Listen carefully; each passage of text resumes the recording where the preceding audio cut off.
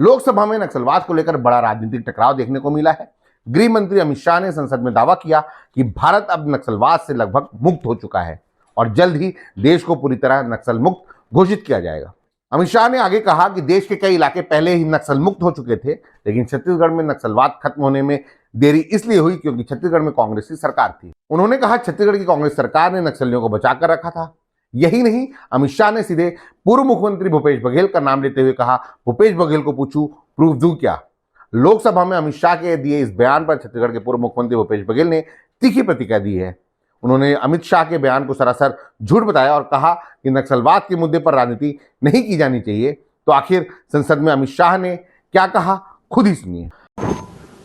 देर क्यों लगी? क्योंकि बीच में छत्तीसगढ़ में कांग्रेस की सरकार थी। मैं आज रिकॉर्ड पर एक कहना चाहता हूं, बिहार 24 के पहले नक्सल मुक्त हो चुका था। महाराष्ट्र एक तहसील छोड़कर 24 के पहले नक्सल मुक्त हो, ओडिशा 24 के पहले नक्सल मुक्त हो चुका था।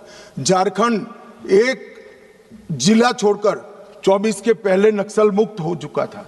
सिर्फ छत्तीसगढ़ नहीं हुआ था क्योंकि वहां कांग्रेस की सरकार थी। मुझे कहने में कोई संकोच नहीं है, क्योंकि सत्य बोलते हुए कहीं पर कोई भी स्थान का विचार नहीं करना चाहिए।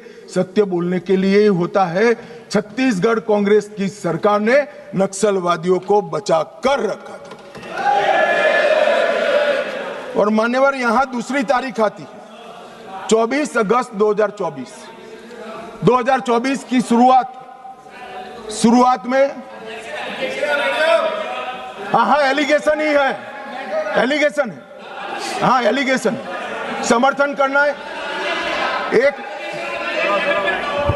मान्यवर, मैं किसी व्यक्ति के सामने नहीं कर रहा हूं, मुझे रूल्स न समझाएं। और व्यक्ति के सामने करना है तो भूपेश बघेल को पूछो, प्रूफ रजू करूं क्या यहां पर? हाँ बोले तो बोलो, वरना फंस जाओगे। अमित शाह के इन आरोपों पर भूपेश बघेल ने सोशल मीडिया में लिखा कि नक्सली मामले में लोकसभा में अमित शाह ने जो कुछ कहा वह सरासर झूठ है।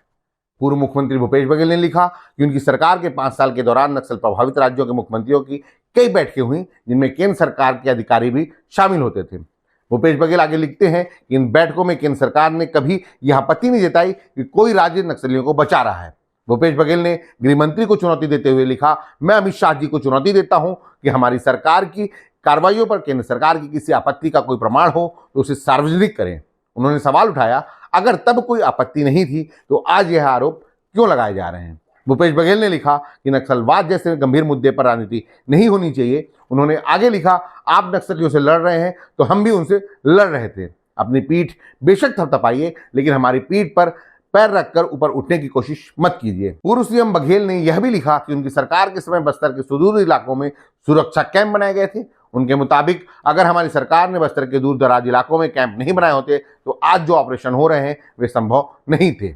तो संसद में नक्सलवाद को लेकर सरकार का दावा और विपक्ष का पलटवार दोनों सामने आ चुके हैं। एक तरफ सरकार कह रही है कि देश नक्सलवाद से लगभग मुक्त हो चुका है, वहीं विपक्ष का कहना है कि इस मुद्दे पर राजनीति आरोप प्रत्यारोप नहीं होनी चाहिए। हालांकि बड़ी संख्या में नक्सलियों के एनकाउंटर और सरेंडर ने साफ कर दिया है कि नक्सलियों की कमर टूट चुकी है। जो कुछ नक्सली जंगलों में बचे हैं वे शायद जल्द ही सरेंडर कर दें। आप इस मुद्दे पर क्या सोचते हैं, अपनी राय कमेंट में जरूर बताएं। वीडियो को लाइक करें और चैनल को सब्सक्राइब करें। धन्यवाद। देश दुनिया की रखी खबर हर रोज हर शाम कानो कान सुनते रहें द लेंस पॉडकास्ट। रही अपडेट लेंस के साथ।